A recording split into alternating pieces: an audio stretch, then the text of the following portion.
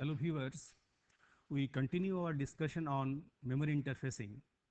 In the last two lectures, we have discussed various types of main memory devices, and also we have discussed various types of incompatibilities that we encounter while interfacing memory devices to the CPU or the microprocessor.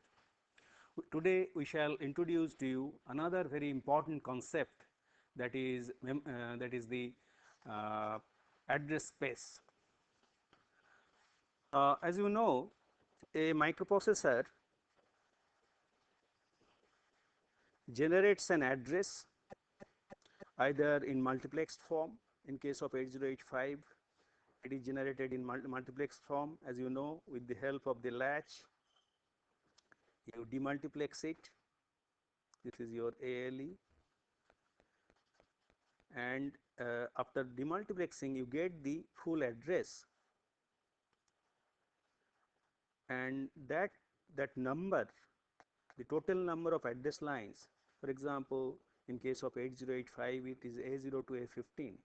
That total number of address lines decides the total size, maximum size of memory, main memory, that can be interfaced to the microprocessor.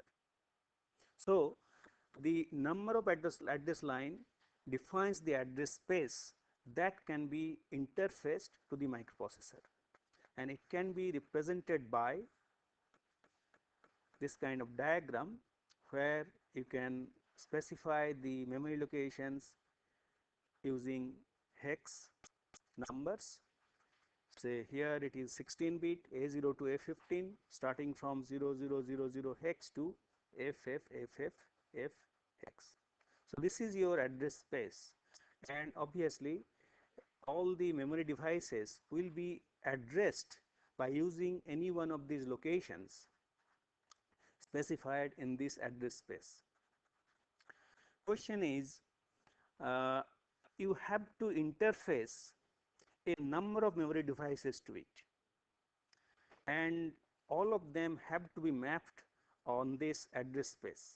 And whenever all the memory devices are mapped on this, and also whenever you map the IO devices, for example, here we have discussed about only the memory, but later on we have to interface different types of input output devices, and CPU can access these input output devices only if it has some address of these IO devices.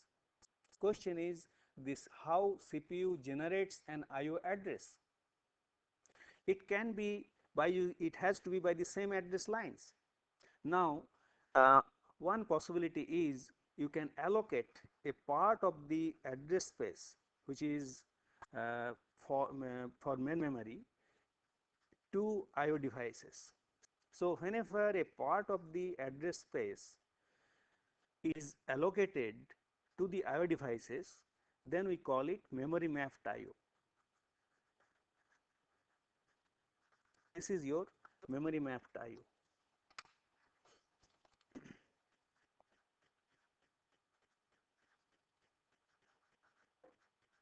Memory mapped IO. So in this memory mapped IO, uh, as you can see, IO devices are treated as if they are memory locations. Accessing of IO devices take place in the same way as if they are memory locations. Any IO location is accessed as a memory location, and obviously it has got a number of advantages, and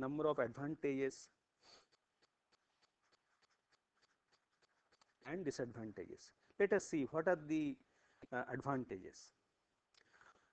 Whenever you allocate a part of the memory space to IO devices, then you do not require separate instructions.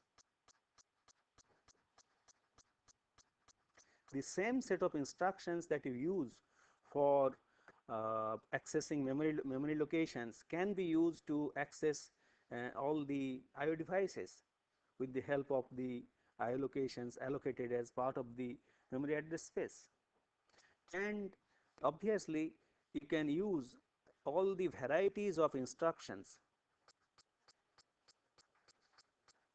varieties of addressing modes that are commonly available for memory access for IO devices. That means all the addressing modes which are available for accessing memory devices can be used for accessing IO devices. Moreover, you can perform ALU operations, ALU operations directly on the IO locations. The way you can perform some addition, subtraction, and other logical operations on memory locations, in the same manner you can do operations on the IO locations. So, these are the main advantages. However, there are some disadvantages. What are the disadvantages? First of all, as you can see here, part of the address space is used up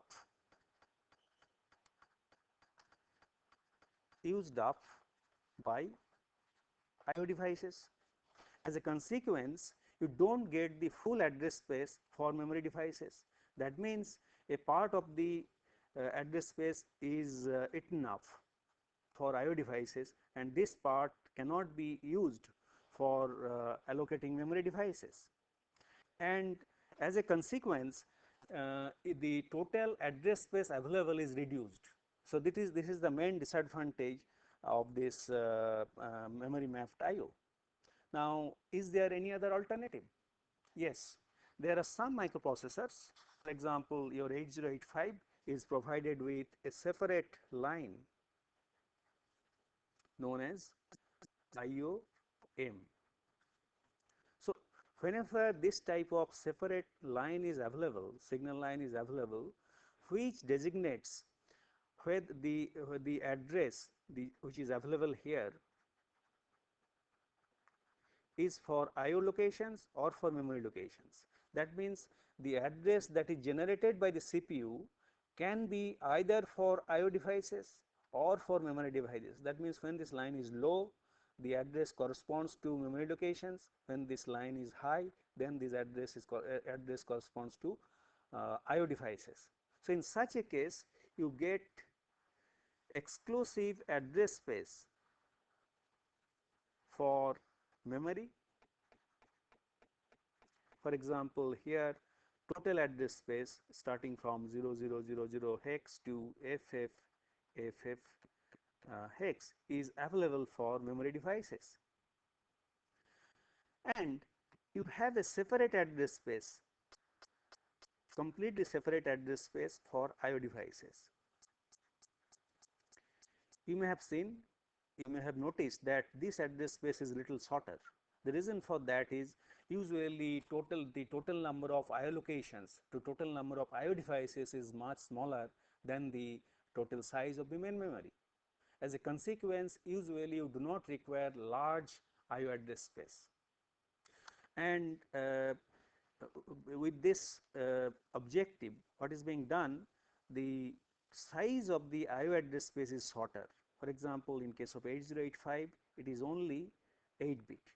So, you can address by using only 8-bit address instead of 16-bit address. So, you can access an IO device by using 8-bit address rather than 16-bit address that you require whenever you use memory mapped IO. So, whenever you use memory mapped IO, obviously the IO devices are to be accessed by using 16-bit address, but here you have the facility of accessing by using only 8-bit address. So, in such a case, how these 16 address lines are used? What is done? A0 to 7 is duplicated on A8 to 15. That means same values are available on these two lines. That means A0 is same as A8, A1 is same as A9, and A7 is same as A15. So, you can use either A0 to 7 or A8 to 15 for accessing IO devices. Obviously, it has some advantages and disadvantages. Let us look at the advantages. What are the advantages? First of all, you get larger address space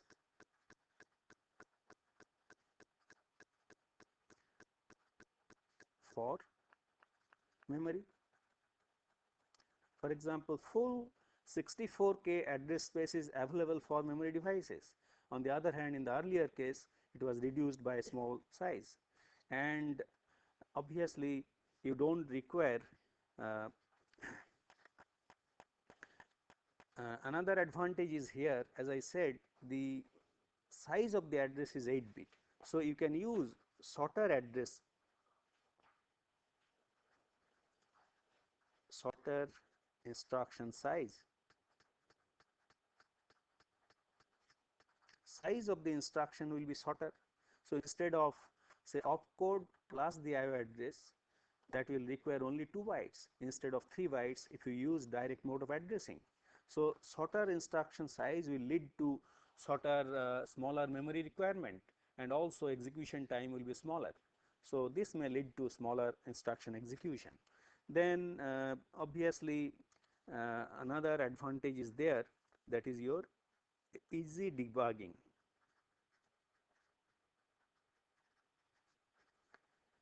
You are accessing memory locations, you are accessing IO devices. Obviously, if it is memory mapped IO, then it is very difficult to distinguish between a IO access and a memory access, because address is same and you are using the same set of instructions for accessing IO locations and memory locations. So, you cannot really distinguish between the two by looking at the instruction. On the other hand, in this case, the instructions for IO devices will be exclusively separate. I mean, it will be separate instructions. As a consequence, you can uh, identify an IO access very easily from a memory access. So, this helps you easy debugging. And like as I said, there are some disadvantages also.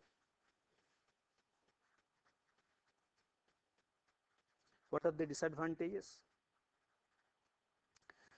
So, you require an extra pin. So, one precious extra pin is used up for this purpose. You require a separate pin, extra pin, whenever you want to have separate address space for IO devices. So, one extra pin is required. Not only one extra pin, you require separate instruction like in, out. So, you require separate instructions for accessing an IO devices. And it has got another disadvantage. You cannot directly perform uh, any ALU operations on IO devices, IO locations directly. What you have to do? You have to transfer the content of an IO device to the ALU, to the accumulator, then you can perform any ALU operations. That means the uh, data manipulation instructions are not available for IO devices. So, you have to use separate address, separate instruction for that purpose. So, these are the two main disadvantages of IO mapped IO. So, your 8085 is provided with a IOM pin. As a consequence, you can use either memory mapped IO or you can use IO mapped IO. It is your choice. Obviously, whenever you do the interfacing of memory devices and IO devices, you have to decide which particular types of mode, that means memory mapped IO or IO mapped IO, you will be using, which scheme you will be using, and accordingly you have to do the interfacing. Let us see how it can be done. As I said, you have to allocate a number of devices, memory devices, to the address space. To do that, you have to partition it, and to each partition you will allocate one device. How that can be done, that is discussed here. Simplest way is to use linear selection. in this linear selection, what you do, suppose you have got the 16-bit address here. This is your A0, A1, A10, A11, A12, A13, A14 and A15. These are the address lines, address signals generated by the microprocessor. I have shown here after demultiplexing. Now, suppose you have got a memory chip, memory device,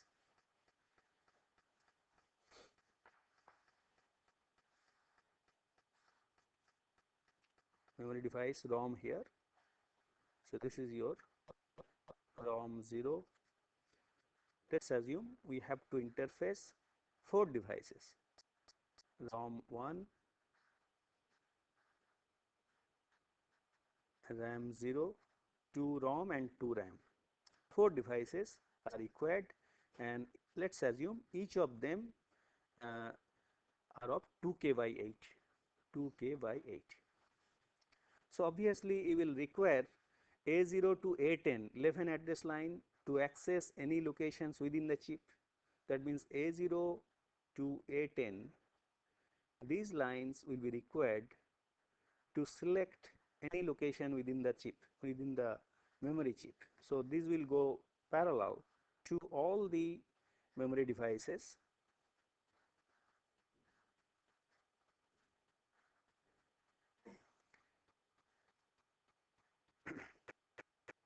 So here A0 to A10 are connected in parallel to all the devices. But what we want, at a time one of them has to be selected, because they are, all of them are connected in parallel to the data bus. This is your data bus. Obviously only one device has to be selected at a time, so that simultaneously 2 devices do not drive the data bus. If this happens, this situation is called bus contention. And we have to avoid bus contention, and by bus contention can be avoided if we are able to select only one device at a time. And to do that, the simplest scheme could be that we use, say, one of the address line connected to, say, chip select of this device. Another address line goes to another chip select to chip select another device. Another address line directly goes to the chip select of another device. And in this way, the extra address lines which are available to us can be used as chip select lines. And what is the consequence of this? What we want, that whenever A15 is 0, this chip has to be selected.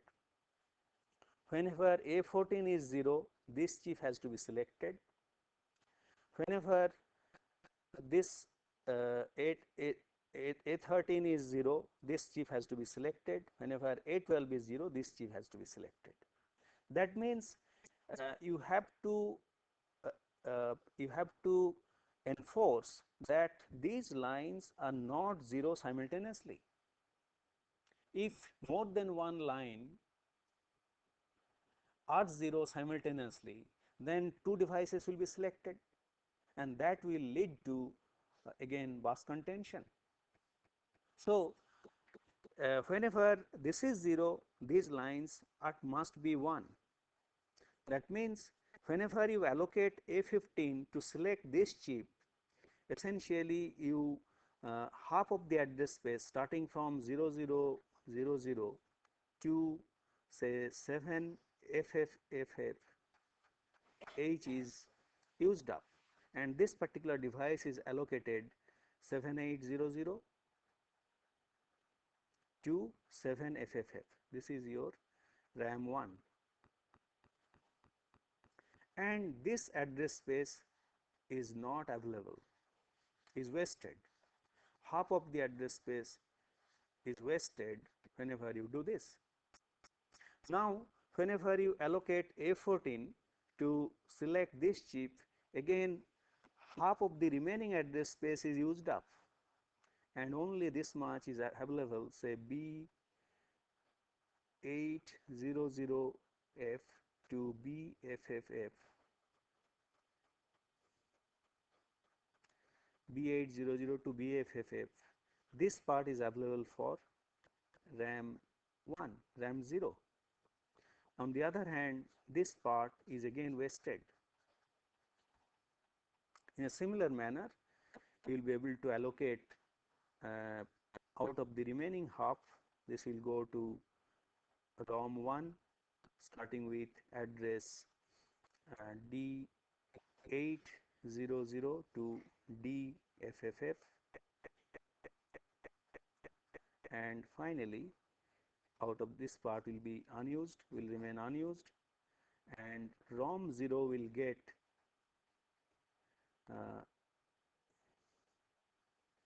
that will be this will be 0, that means EFF E000 to E800 to EFFF. So this part in this way, so this is your ROM 0, and again this part is used wasted. So you see, by using this kind of linear selection, what you are doing is partially decoded addressing.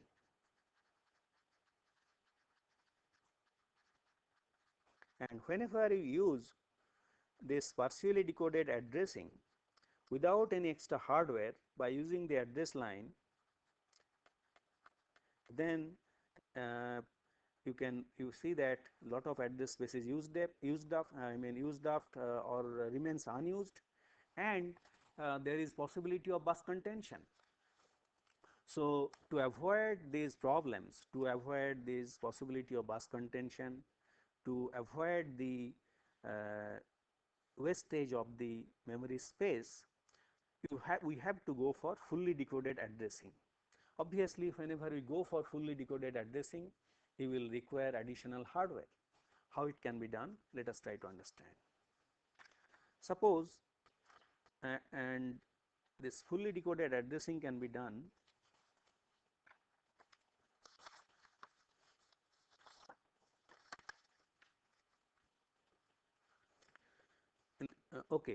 as I said, the partially decoded addressing has got a number of disadvantages.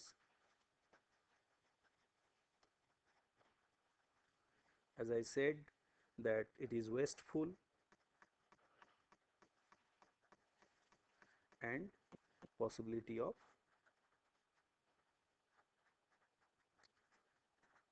bus contention.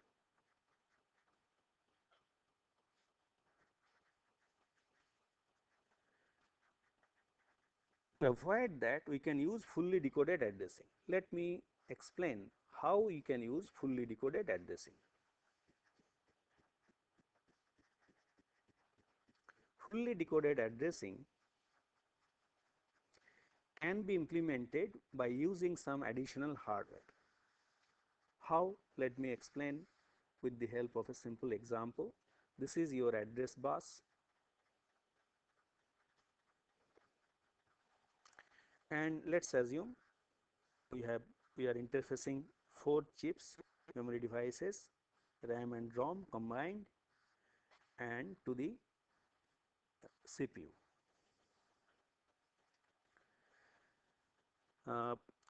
Out of these 16 address lines, obviously A0 to A10 will go directly for all cases. To select any location within each chip, assuming that each device has got 2K memory location, that means 2K by 8 is the organization of each of these memory chips, RAM or ROM, whatever it may be. And then we use some extra hardware. What do we do? For example, here if all are connected directly, say remaining address line, say A11 to A15. So this is A11, A12, A13, A14, A15. We use an NAND gate to select this chip. This is your chip select. That means whenever all these address lines will be 1, then this chip will be selected. Whenever you have to select the next chip, you put and use an inverter, and whenever A11, pin number A11 is 1, 11 is 0, and remaining lines are 1, then this chip will be selected. In this way, you can put extra hardware, inverter and NAND gate, and to select the different memory chips. So by using this is your A15 and this is your chip select. So here you see, by using this extra hardware, you are able to select different memory devices, and in this case you are doing fully decoding, in the sense, if you look at the address space, we will find that only 2 kilobyte is allocated out of the 64K, and 2K is allocated to this device out of 64K, another 2K is allocated to this device out of 64K, and there is no wastage as it is done in case of partially decoded addressing. So the disadvantage of partially decoded addressing is overcome, this wastefulness, and also there is no possibility of bus contention. You can generate any address if you want, and at a time only one device will be selected, RAM or ROM. So you can, by using these additional devices, you can do the decoding and avoid bus contention and wastage of the memory space. Obviously, instead of decode the AND gate, NAND gates, inverters, you can use some special type of chips. For example, you have some decoder ICs. Say this is a 3 to 8 decoder, 3 to 8 decoder.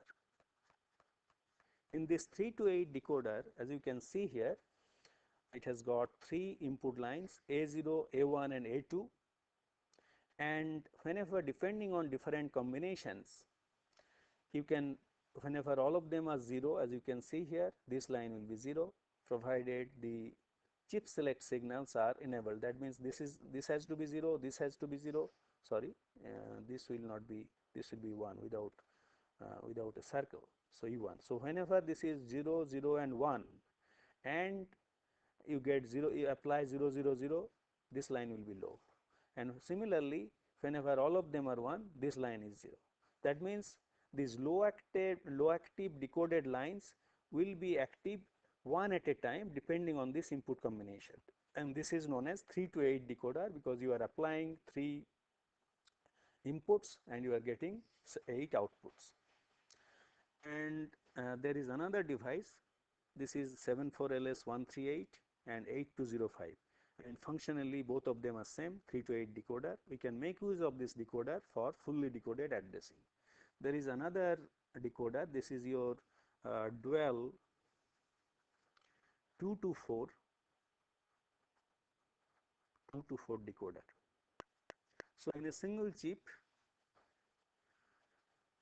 two 2 to 4 decoders have been accommodated. So this is one 2 to 4 decoder, this is another 2 to 4 decoder. Depending on A0 and A1 are 0, 0, you select, this line is selected if it is 0, 0, 1, then this is selected. If it is 1, 0, then this is selected. 1, 0, then this is selected. If it is 1, 1, then this is selected. Of course, this list line has to be 0 whenever you have to select one of them.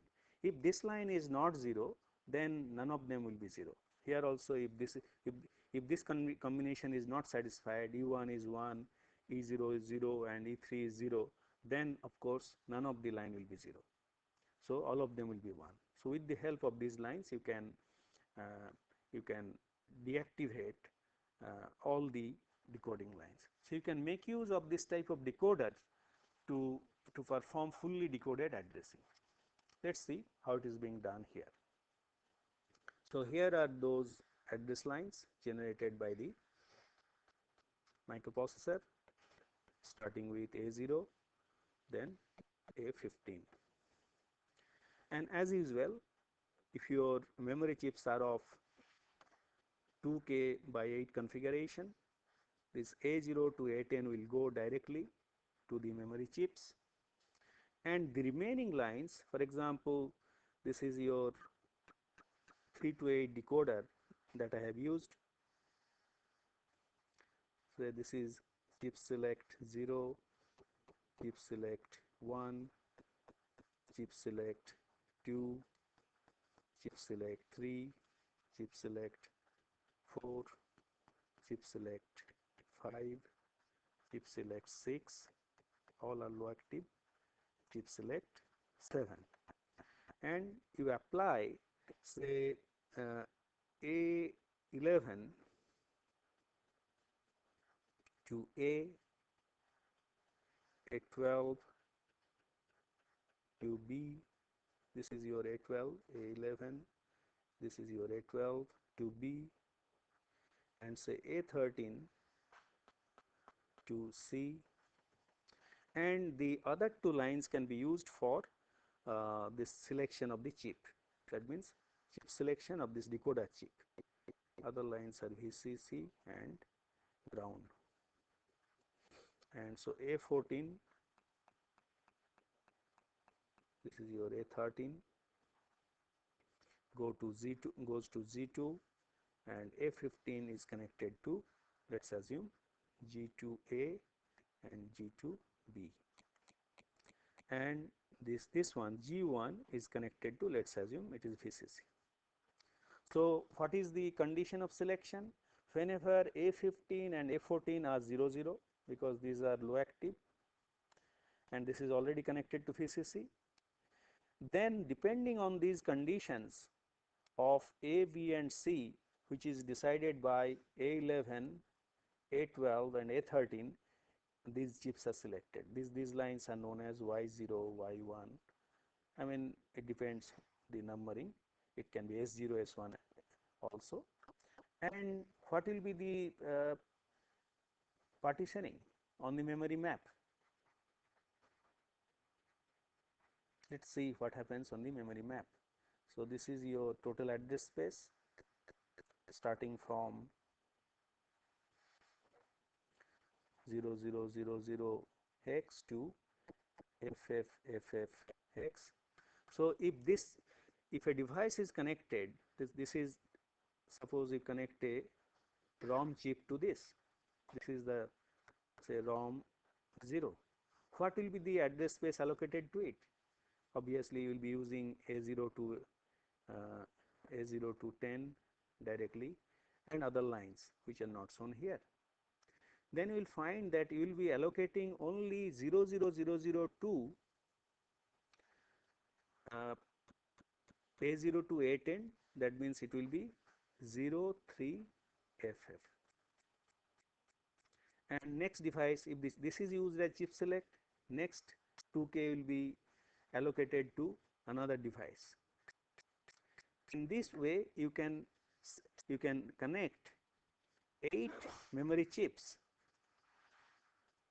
This will go to chip select, 8 memory chips, and the total address space that you will require, it will be sorry, A0 to A10. That means 11 lines. A0, this will be coming up to A0, A1, A2, A3, F, A4, A5, A6, A7, F, A8, A9, A9, A8, A9, A10. That will be your 1117. That means 0707FF. Sorry, I gave a wrong number. it will be 07FFH for the first device, and in this way it will go up to 3FFF for the 8 devices. Now the remaining part is available for future expansion.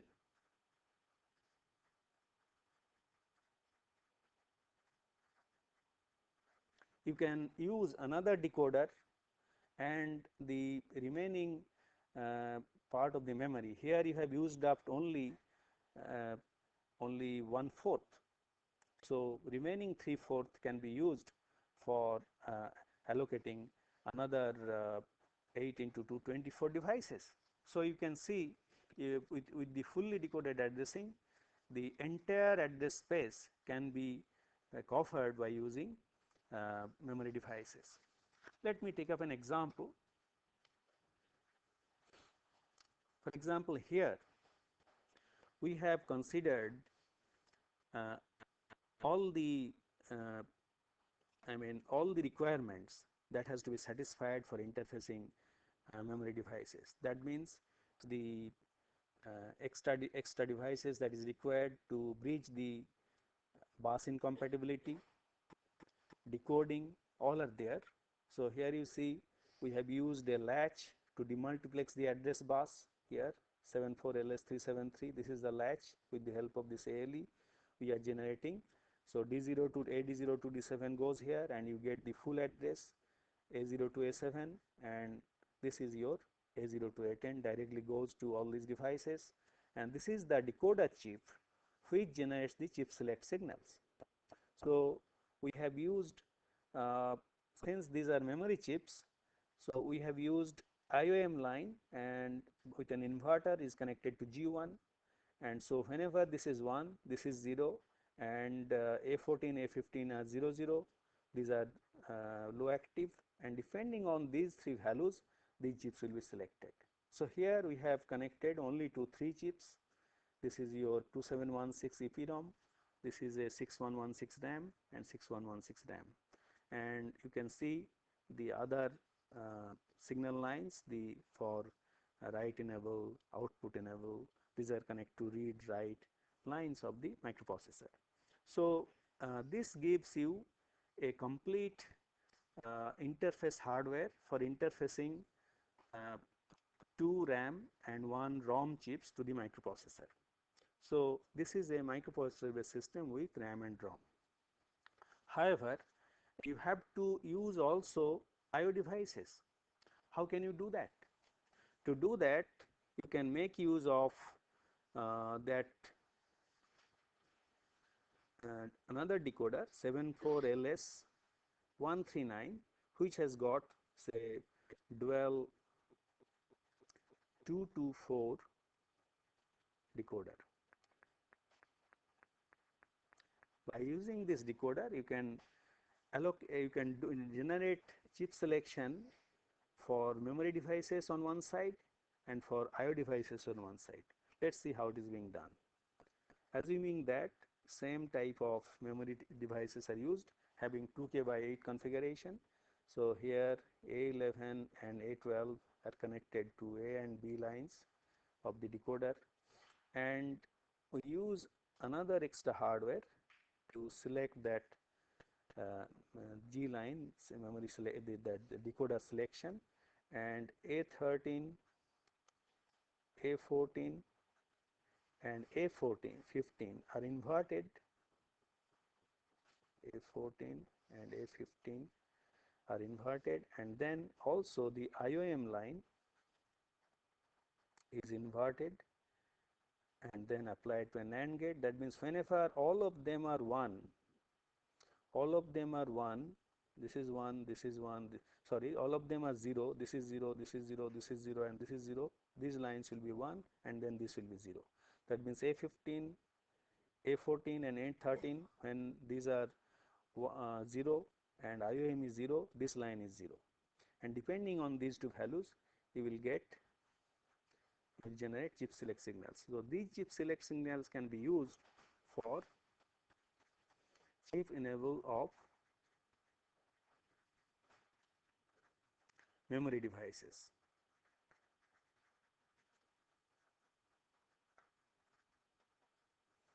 On the other hand, you can use the other half, same A11, A12 can be connected to A and B of the other part, and this is the chip selection of the other half of the decoder, and this IOM line is directly connected, and A13, A14 and A15 are connected again through inverter and then connected to G, and you get 4 chip select lines. And obviously in this case, this line will be low only when this IOM line is 1. That means whenever you execute in and out instructions, only then this line will be 1 and this device will be selected, this part of the device will be selected, and any one of these chip select line will be enabled depending on the value on these two lines. So these lines can be used for chip selection of IO devices. So here I have shown how you can use some discrete gates and a decoder chip to generate chip enabled signals for memory devices and IO devices. It is also possible to do for multi-level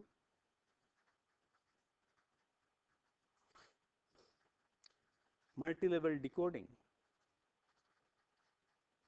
What can be done? Suppose here you use one, say 3 to 8 decoder, say 3 to 8 decoder, and we can use several 2 to 4 decoder in the second stage. Now, for example, here we use A13, A14 and A15 for selecting any one of these device lines, and one of them can be used as the chip select of the second level decoder, and here you can use A12 and A11. So what happens here?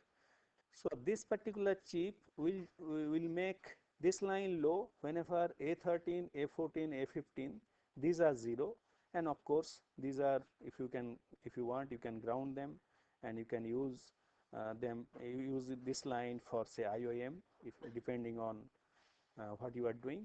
And then this is for IO devices, and if you use this IOM line to connect to one of these lines, then it is for memory devices.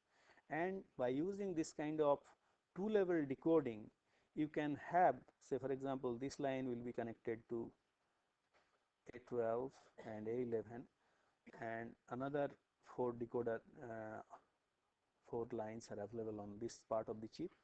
So in this way, you can use 2 level of decoding. First level decoder output used as chip select of the second level decoders, and that gives you a large number of chip select signal, and you can cover all the memory devices and IO devices. So this explains how we can use decoder circuit for chip selection and how you can use single level or multi-level decoding by using decoder chips for selection of memory devices and IO devices. And you can partition the address space and map different memory devices, memory chips and IO devices on the address space. Either it can be memory mapped IO or it can be IO mapped IO, depending on your choice you can do it. Obviously, our discussion will not be complete if we don't discuss the interfacing of dynamic RAM. Although in embedded systems where the memory is usually static RAM, we normally do not use dynamic RAM in embedded systems because the memory requirement is not very large.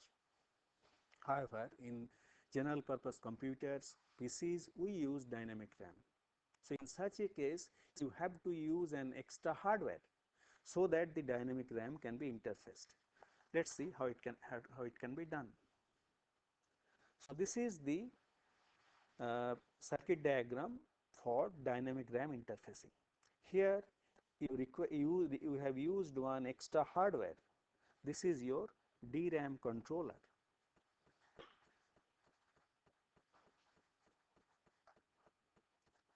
DRAM controller 8202.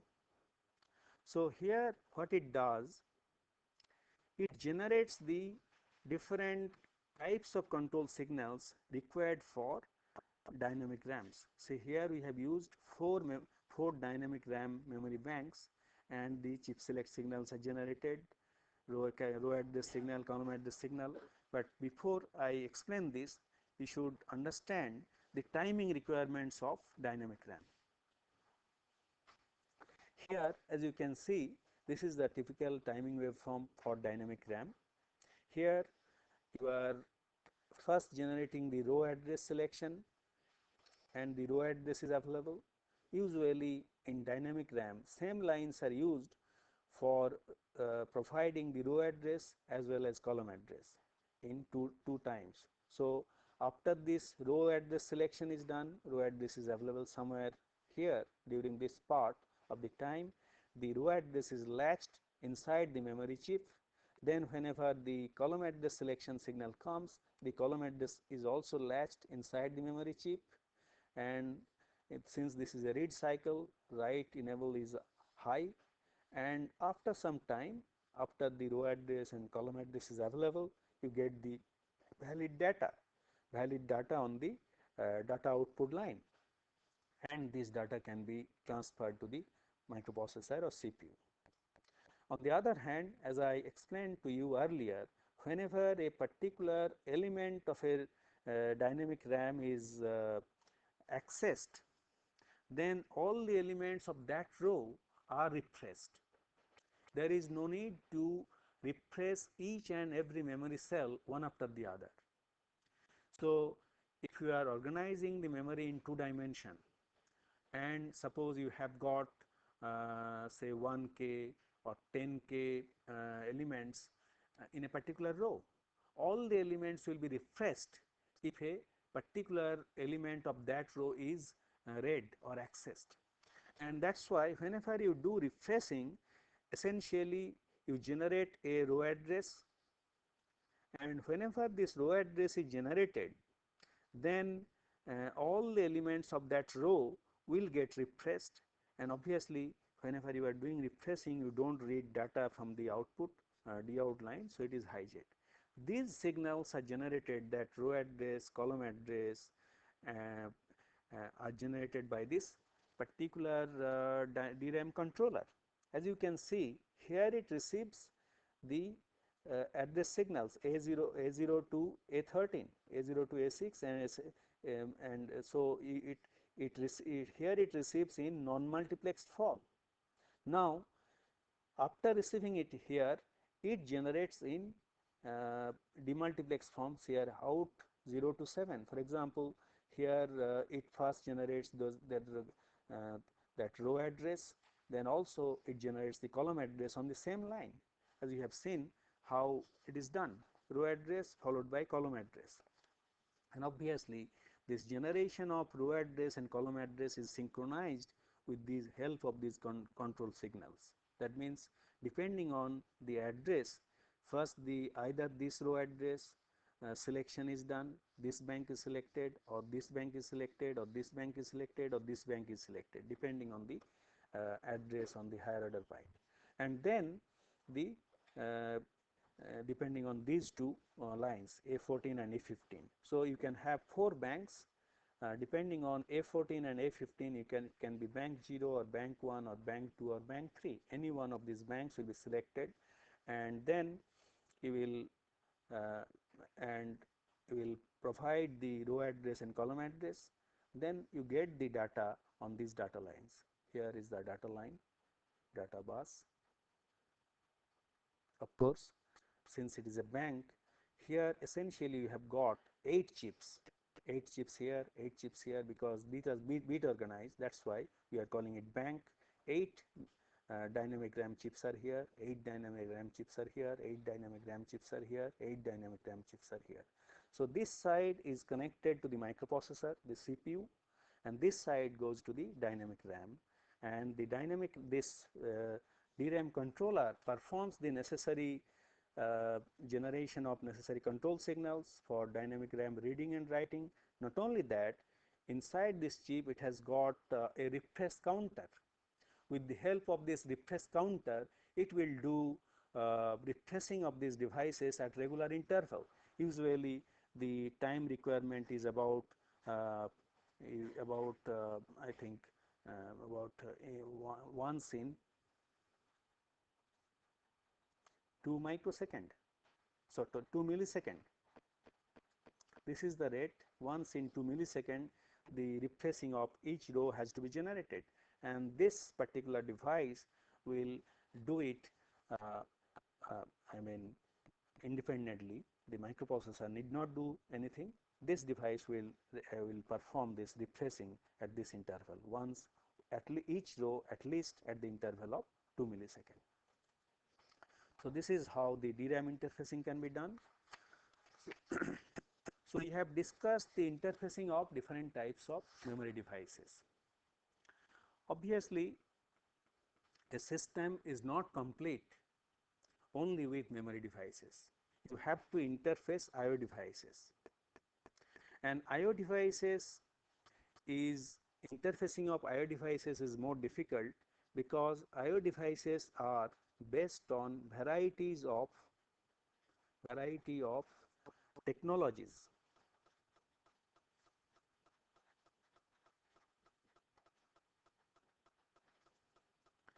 The memory devices are only semiconductor devices. On the other hand, the I/O devices can be either based on semiconductor device technology, it can be magnetic, it can be optical, or it can be anything. So the I/O devices are based on different technologies, and there is wide range of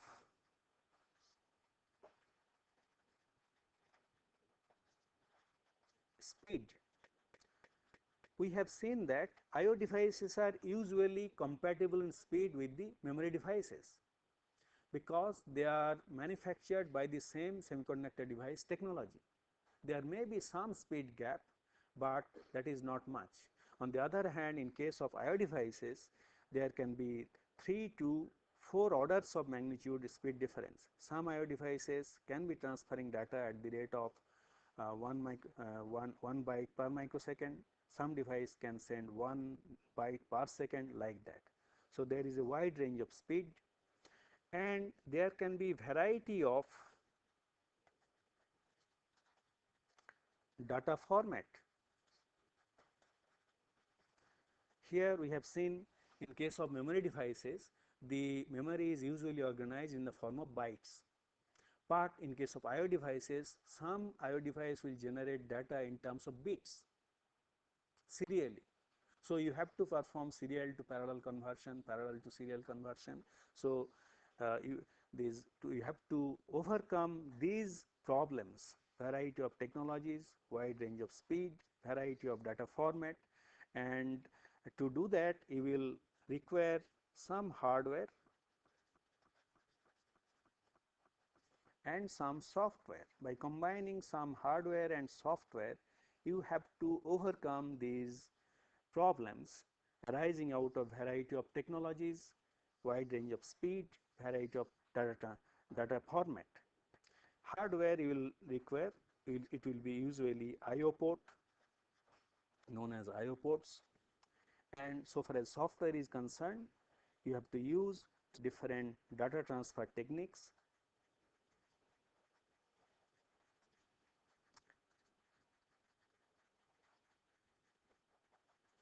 And in the next couple of lectures, we shall discuss how, by combining, how you can use different data transfer techniques to resolve these problems, and using the input output ports.